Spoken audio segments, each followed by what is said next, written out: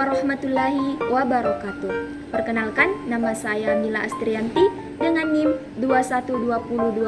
2120203886208052 dari kelas AI 4B, Program Sarjana Jurusan Pendidikan Agama Islam, Fakultas Tarbiyah, Institut Agama Islam Negeri Parepare. Nah, pada kesempatan kali ini saya akan menjelaskan mengenai materi tentang teori belajar kognitif. Utamanya dalam hal siapakah yang pertama kali menerapkan dan bagaimanakah bentuk penerapan teori belajar kognitif itu. Video ini dibuat untuk memenuhi tugas mata kuliah Psikologi Pendidikan dengan dosen pengampu Ibu Suhartina MPD. Nah, sebelum masuk kepada inti materi, terlebih dahulu kita harus mengetahui bagaimana sih belajar menurut teori kognitif itu. Nah, teori belajar kognitif itu berbeda dengan teori belajar behavioristik, bahwa belajar itu tidak sekedar melibatkan hubungan antara stimulus dan respon, akan tetapi lebih dari itu, belajar itu melibatkan proses berpikir yang sangat kompleks. Selanjutnya, tingkah laku seseorang itu ditentukan oleh persepsi serta pemahamannya. Selanjutnya, proses belajar yang terjadi itu mencakup pengaturan stimulus yang diterima dan menyesuaikan dengan struktur kognitif yang dimiliki.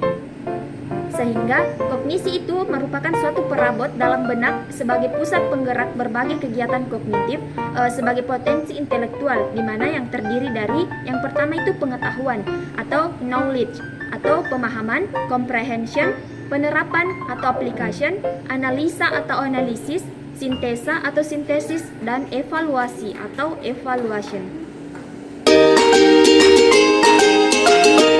Nah, adapun tokoh penggagas teori kognitif yang pertama adalah Jean Piaget, di mana pada tahun 1896 sampai 1980.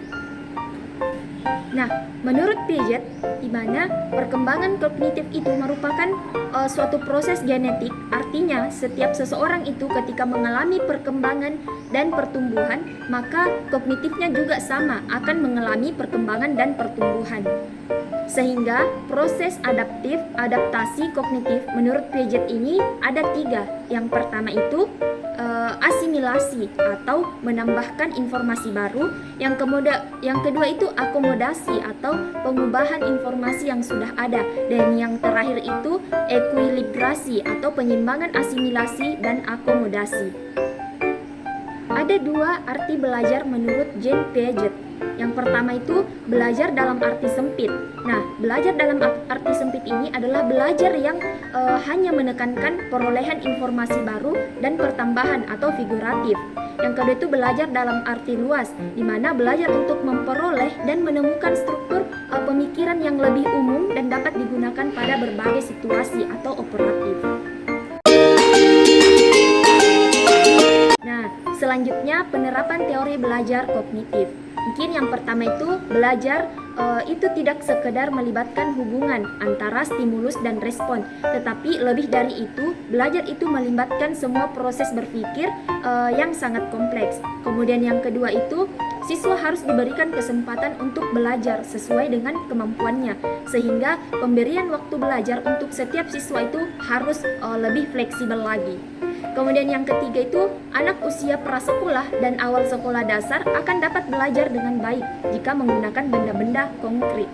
Kemudian yang keempat, belajar itu akan berjalan dengan baik dan kreatif jika guru itu memberikan kesempatan kepada para siswa untuk menemukan suatu konsep atau pemahaman melalui contoh-contoh yang dijumpainya. Kemudian yang kelima, perkembangan bahasa besar pengaruhnya terhadap perkembangan kognitif seorang anak.